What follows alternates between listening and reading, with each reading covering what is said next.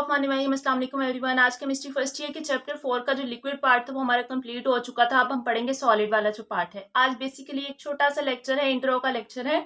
तो इंट्रो के लेक्चर में हमें सॉलिड्स का पता होना चाहिए। सॉलिड्स क्या होते हैं कि आपके इर्द गिर्द मोस्ट ऑफ द चीजें जो आपके पास हैं वो सॉलिड्स ही हैं। ये पेन सॉलिड है, ये बुक सॉलिड है, each and everything almost everywhere around you is solid. तो सॉलिड बेसिकली नाम सुनते ही आपको पता चलता है कोई हार्ड चीज, कोई रिजिड चीज। रिजिड चीज कोई कब हो सकती है, कोई सख्त चीज कब हो सकती है, जब उसके पास कोई ना कोई मैस हो, कोई ना कोई उसने स्पेस कवर की हो, या कोई ना कोई उसका वॉल्यूम हो अगर उसे किस चीज में रखा जाए।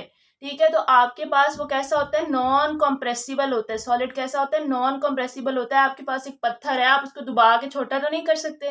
ठीक है, इसी तरह आपके पास कोई ना कोई वॉल्यूम होता है, यानी कि आप सॉलिड जो है उसको किसी भी कंटेनर में रखे तो आपको पता चलेगा कि उसका कोई ना कोई वॉल्यूम है, उसकी कोई ना कोई शेप भी होती है। जैसे ये बुक है तो इसकी कोई अपनी शेप है, ये हार्ड है, ये भी सॉलिड है, इसकी कोई शेप होती है। ठीक है, आपके पास हर चीज की जो भी आपके पास सॉलिड है। अब सॉलिड है, उसका मैस है, मैस ज्यादा है। मोस्टली आपके पास लिक्विड और गैस से ज्यादा मैस होता है सॉलिड का, तो इस वजह से इसकी जो डेंसिटी आपको पता होती है मैस बाय वॉल्यूम। तो मैस से डायरेक्टली प्रोपोर्शनल है, तो क्योंकि इसका मैस लिक्विड और गैस से ज्यादा है तो इसकी डेंसिटी भी उनसे क्या है, ज्यादा होती है।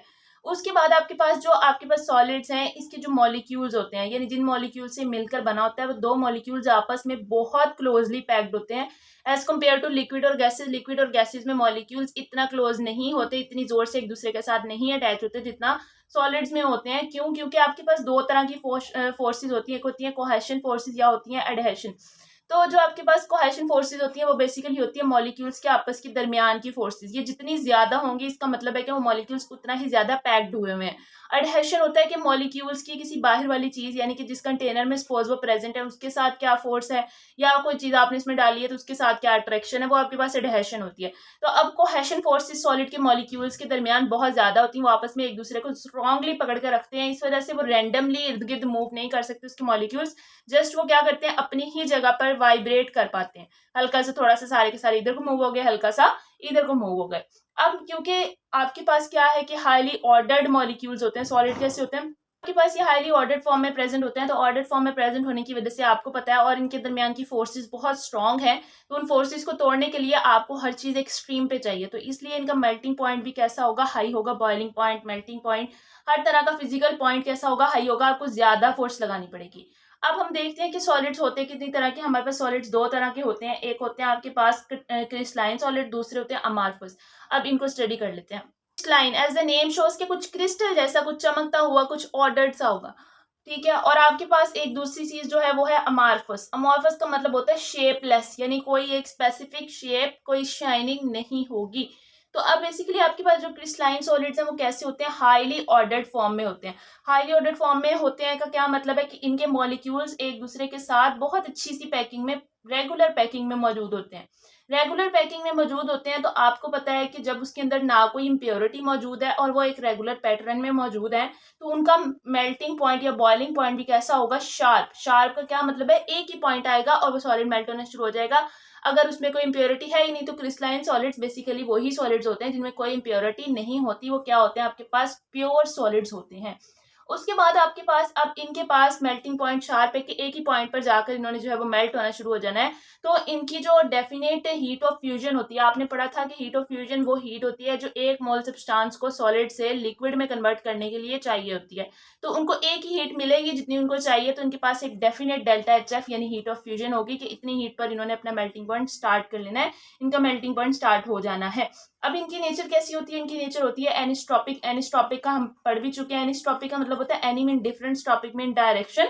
तो ये डिफरेंट, अगर हम इसको क्रिस्टलाइन सॉलिड है ना, इनके मॉलिक्यूल्स हाईली ऑर्डर्ड भी हैं और इनकी शेप इतनी ज्यादा अरेंज्ड है कि हर साइड से जो है अरेंजमेंट इस तरह से होगी कि कोई जो है वो प्रॉपर्टी को ज्यादा शो कर देगा और कोई जो है वो कम। मतलब कि हर किसी की अपनी ही स्पेसिफिक प्रॉपर्टी होगी। अगर आप किसी भी किनारे से क्रिस्टलाइन सॉलिड को उठाते हैं तो ये कैसे एनिस्ट्रोपिक की, अगर आप उसको लॉन्गिट्यूडनल देखते हैं तो वो फिजिकल प्रॉपर्टीज को और तरह से शो करेगा अच्छे तरीके से, और अगर आप उसको इस तरह से देखें उसकी लेंथ वाइज या उसकी विड्थ वाइज, तो हर तरह से वो फिजिकल प्रॉपर्टीज को अलग-अलग शो करेंगे, क्योंकि ये बहुत प्यारा सा ऑर्डर्ड अरेंजमेंट में प्रेजेंट होते हैं मॉलिक्यूल्स इसके।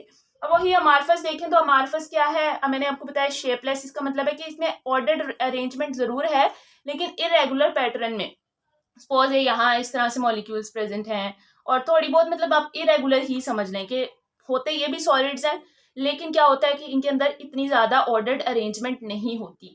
अब आपके पास क्या होता है कि इनके पास फिर अगर ऑर्डर्ड अरेंजमेंट नहीं है, या आप कह सकते हैं कि इसके अंदर कोई इम्प्योरिटी मौजूद है, तो इनके पास कोई शार्प मेल्टिंग पॉइंट नहीं होगा कि हर बार इसने इसी मेल्टिंग पॉइंट पर जाकर मेल्ट होना स्टार्ट होना। हो सकता है कि इसमें क्या हो, जो है वेरिएशंस आ जाए। पॉइंट शार्प नहीं है आपके पास इनके अंदर, तो क्या है कि इनके पास डेल्टा एच एफ भी एक ही नहीं होगी। अब जितना मेल्टिंग पॉइंट कभी ज्यादा हुआ है तो डेल्टा एच एफ ज्यादा चाहिए होगी, डेल्टा एच एफ कम चाहिए होगी अगर मेल्टिंग पॉइंट कम पे जो है वो ये मेल्ट होना स्टार्ट हो गया है। तो फिर आपके पास इन जो सॉलिड्स है ना, इनका नाम होता है स्यूडो सॉलिड्स, यानी कि या तो ये मिक्स से सॉलिड्स होते हैं कि थोड़ी सी इम्प्योर चीज और थोड़ी सी प्योर चीज, या फिर ये क्या होते हैं सुपर कोल्ड लिक्विड से बनाए हुए सॉलिड्स होते हैं। मतलब कि आपके पास पानी है या कोई भी चीज है, प्लास्टिक है, प्लास्टिक के मतलब सुपर कोल्ड लिक्विड का मतलब ये है कि कोई भी फ्लो लिक्विड जैसी चीज थी, उसको आपने इतना ज्यादा टेम्परेचर उसका चेंज किया या उसको ठंडा किया कि वो एक सॉलिड की फॉर्म में आ गई, तो वो आपके पास अमार्फस हो गई। अब तो आप कह सकते हैं कि सुपर कूल्ड क्या है, लिक्विड्स, ऐसे लिक्विड्स या ऐसे सॉलिड्स होते हैं, ये सुपर कूल्ड सॉलिड्स होते हैं कि अगर आप इनका टेम्परेचर चेंज करें तो ये फ्लो होना शुरू हो जाते हैं। तो अब इनकी जो नेचर होती है वो होती है आइसोट्रॉपिक। क्योंकि इनकी इरेगुलर सी अरेंजमेंट है, हर तरफ से ये इरेगुलर ही है, तो ये फिजिकल प्रॉपर्टीज को इतनी ज्यादा खास दिखाते नहीं है, एक ही फिजिकल प्रॉपर्टी दिखाते हैं हर डायरेक्शन में से, यानी आइसोट्रॉपिक, सेम डायरेक्शन, यानी आप किसी भी डायरेक्शन से उठाएं तो एक ही जैसी प्रॉपर्टीज ये शो करेंगे। आपके पास एग्जांपल है, हम देख लेते हैं। तो क्रिस्टलाइन सॉलिड की एक बेस्ट चीज है कि ये कैसे होते हैं, फुल शाइनी फॉर्म में प्रेजेंट होते हैं। आपके पास डायमंड देख लें, आप चीनी का एक दाना पकड़ के देखें ना, आपको पता चलेगा कि वो कितना शाइनी है। क्यों? क्योंकि इनके मॉलिक्यूल्स की ऑर्डर्ड अरेंजमेंट की वजह से ये बहुत प्यारी जो है वो अपने अंदर शाइनिंग लेकर आते हैं।